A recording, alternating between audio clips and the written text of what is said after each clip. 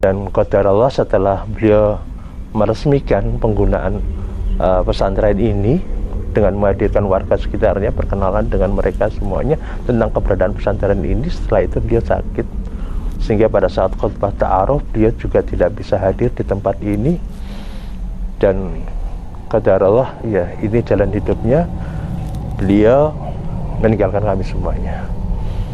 Dan mungkin ini ya yang dalam benak hati saya berpikir, begini cara Allah memperjalankan hambanya yang saleh. Beliau belasan tahun bersama saya, nggak pernah kepikiran punya ide mendirikan pesantren. Tapi di akhir hidupnya, menjelang akhir hidupnya, di tahun terakhir menjelang beliau wafat, beliau sangat bersemangat untuk segera merampungkan ide besarnya mendirikan pesantren keluarga dan pendidikan akhlak ini.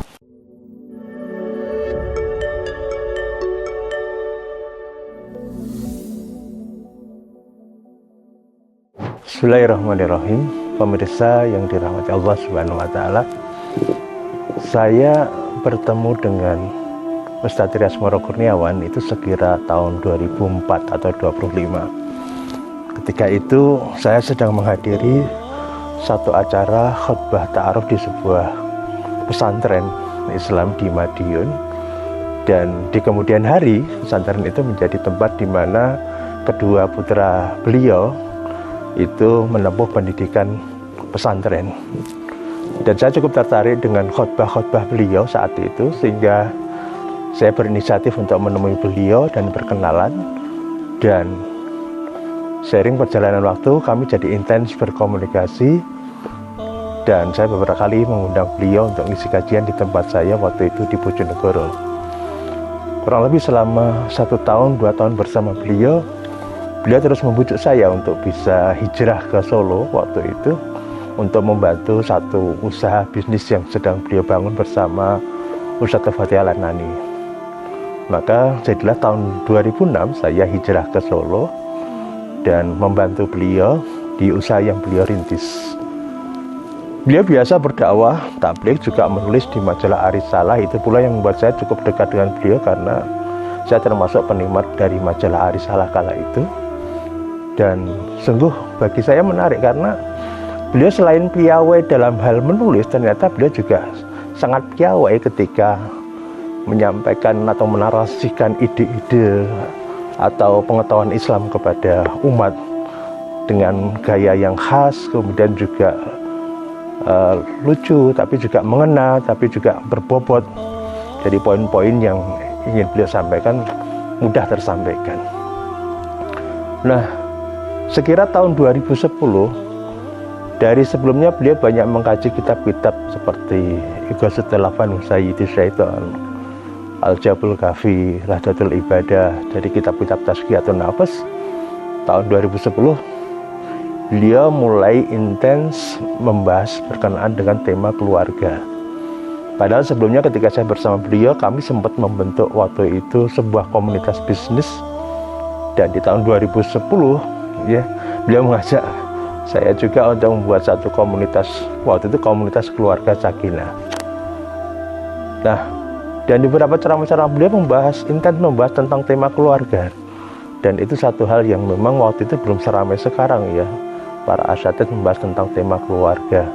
Lebih dulu soalnya waktu di majalah Arisalah ada satu rubrik yang beliau ampu, judulnya adalah Abawiyah, itu juga membahas tentang keluarga, dan banyak sekali beliau beraudiensi dengan orang-orang yang bermasalah dalam keluarga atau rumah tangganya. Selama belasan tahun saya tidak pernah mendengar beliau punya ide untuk mendirikan sebuah pesantren. Bahwasanya beliau pernah menginisiasi, selain pendirian majalah Arisalah, beliau juga mendirikan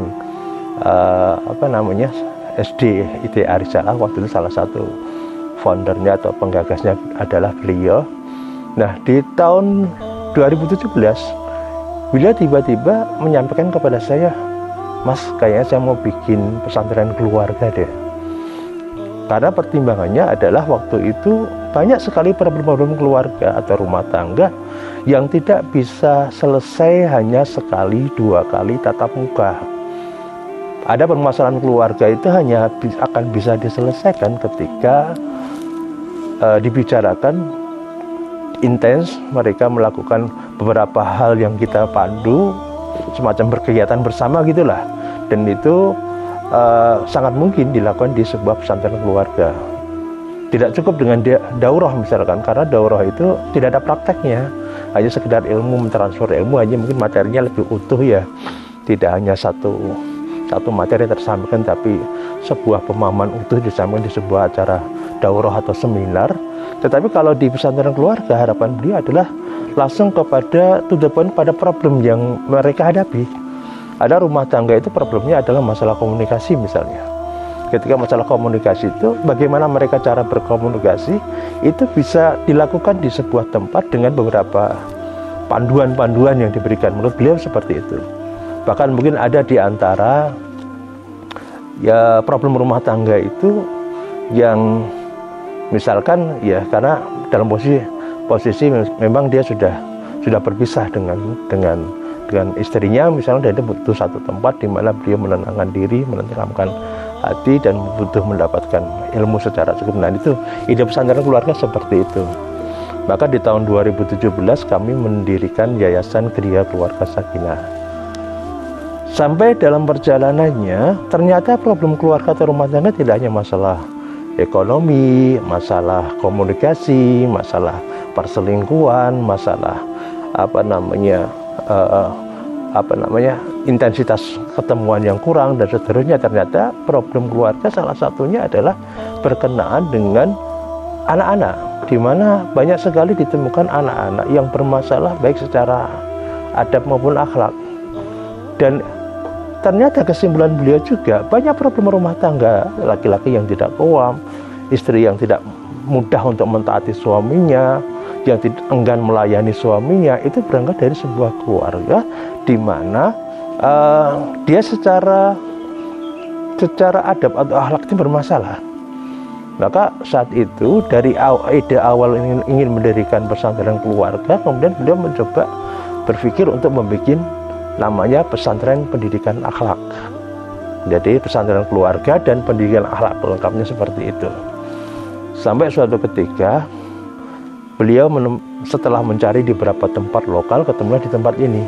Di tempat ini, di sebuah tempat yang bagi saya waktu itu ya agak mengejutkan, karena ketika sampai di tempat ini nggak kebayang beliau kok milih di tempat ini, di mana kondisi kontur tanahnya itu sangat miring seperti pegunungan itu. Pada saat yang sama itu isinya semak belukar semuanya.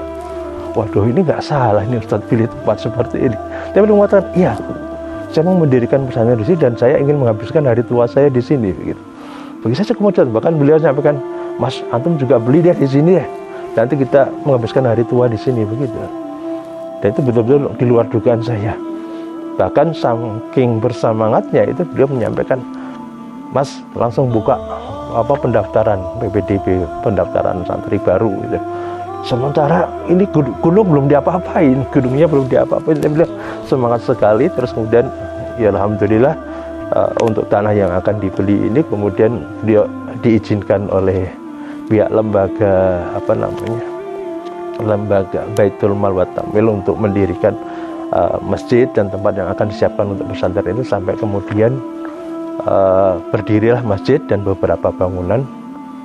Dan qadarullah setelah beliau meresmikan penggunaan pesantren ini dengan menghadirkan warga sekitarnya, perkenalan dengan mereka semuanya tentang keberadaan pesantren ini. Setelah itu beliau sakit, sehingga pada saat khutbah ta'aruf beliau juga tidak bisa hadir di tempat ini. Dan qadarullah ya ini jalan hidupnya, beliau meninggalkan kami semuanya. Dan mungkin ini ya yang dalam benak hati saya berpikir, begini cara Allah memperjalankan hambanya yang saleh. Beliau belasan tahun bersama saya, nggak pernah kepikiran punya ide mendirikan pesantren. Tapi di akhir hidupnya, menjelang akhir hidupnya, di tahun terakhir menjelang beliau wafat, beliau sangat bersemangat untuk segera merampungkan ide besarnya mendirikan pesantren keluarga dan pendidikan akhlak ini. Meskipun sebenarnya bisa saja misalkan kami tidak akan melanjutkan proyek ini karena memang butuh dana yang besar. Selain itu kan kami dengan pihak lembaga Baitul Mal wa Tamwil ini kan memang ya harus menyelesaikan artinya urusan terkait dengan pembayarannya segala macam. Tapi karena kami kemudian berkesimpulan inilah cara Allah memperjalankan hambanya yang soleh, maka kami bismillah bersama teman-teman pengurus yayasan dan keluarga besar beliau yang Ustaz Rasmoro Kurniawan itu melanjutkan ide pendirian operasional Kampung Sakinah ini. Oh ya, berkenaan dengan nama Kampung Sakinah, kenapa dinamai Kampung Sakinah? Beliau menyampaikan gini, ya saya pengennya nama yang tidak terlalu sulit dikenali oleh masyarakat. Jadi misal Kampung Sakinah kan satu hal, kampung jelas itu bahasa Indonesia, Sakinah meskipun bahasa Arab, tapi sudah sangat familiar di masyarakat. Untuk istilah Kampung Sakinah itu lebih mudah dikenal daripada Darus Sakinah misalkan. Sehingga kemudian belum memberikan nama itu Kampung Sakinah, dan berdiri sebagaimana yang pemirsa bisa lihat saat ini banyak kekurangan di sini. Bahkan kami masih sejujurnya masih akan menyelesaikan atau merampungkan berkenaan dengan proses pembebasan lahan ini atau wakaf tanah untuk Kampung Sakinah ini, dan mohon doa dan dukungannya dari pemirsa yang dirahmati Allah SWT agar kami bisa melanjutkan ide-ide besar yang lain, yakni terkait dengan pesantren keluarga, dan kita membangun peradaban dari keluarga. Ide-ide besar, mimpi besar beliau yang memang ini sekali lagi bukan hal yang mudah untuk bisa mewujudkannya sendiri. Jadi butuh kerjasama di kalangan kaum muslimin secara keseluruhan, terutama murid-murid beliau. Mari kita bareng-bareng untuk bisa mewujudkan Kampung Sakinah ini.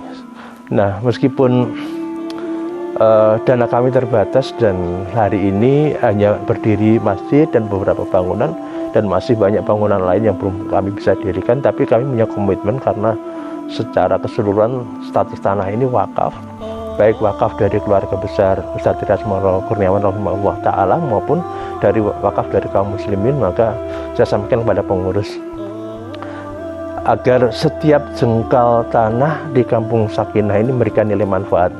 Jadi jangan heran kalau di pesantren keluarga dan pendidikan akhlak ini untuk kegiatan pesantren keluarganya masih wujud dalam bentuk family camp. Jadi ada lahan-lahan yang kami siapkan di situ yang bisa untuk satu keluarga atau beberapa keluarga untuk camping bersama.